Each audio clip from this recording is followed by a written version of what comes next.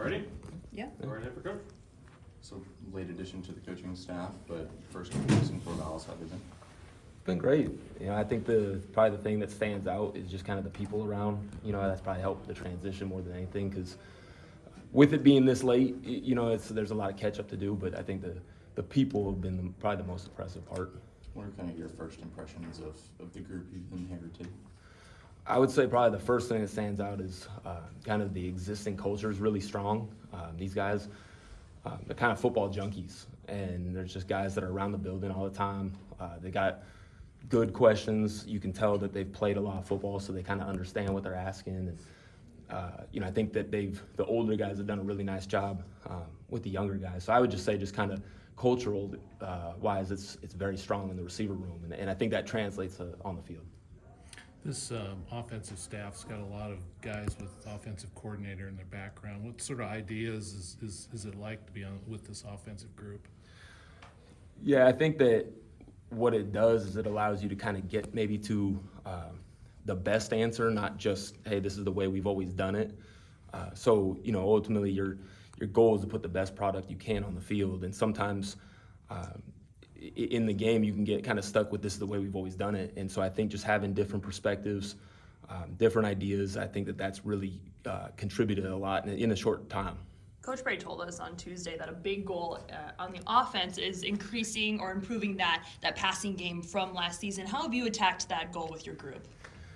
Well, I think that you really try to just instill pride in our phase of the game, really being able to be impactful.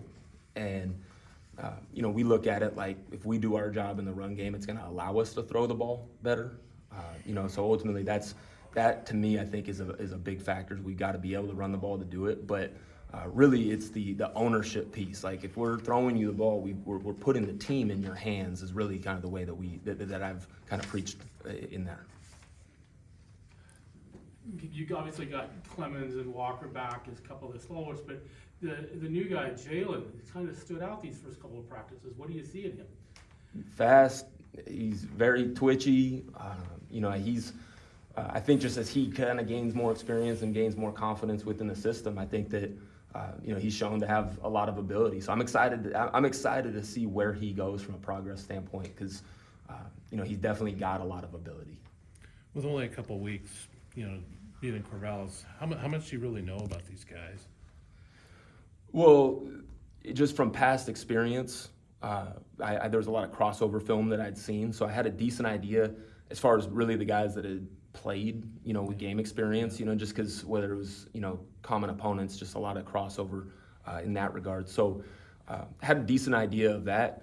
I think that my relationship with Kafense Henson has probably helped contribute to that because he's been able to give me some real valuable insight as well. What was your relationship like with Fence? So I played for him. So he was my coach in college, and so he's probably the person I'm closest with in the profession. So it's kind of cool to kind of carry the torch on from him, for me, because he's a big mentor of mine. Did he kind of put you on for the job, or was it his recommendation? I think he gave a positive recommendation, but I had a pre-existing relationship that I think probably played a bigger part. It didn't hurt to know him. Right. It didn't hurt to know him. What other connections were there? I mean, because Coach Bray has kind of surrounded himself with kind of some known quantities. Yeah, so I've known Coach Gunderson. I've known Gundy for a while, Okay. and so that's somebody, in especially during the COVID time, we spent a lot of time on Zoom talking football. So that's really probably where it started.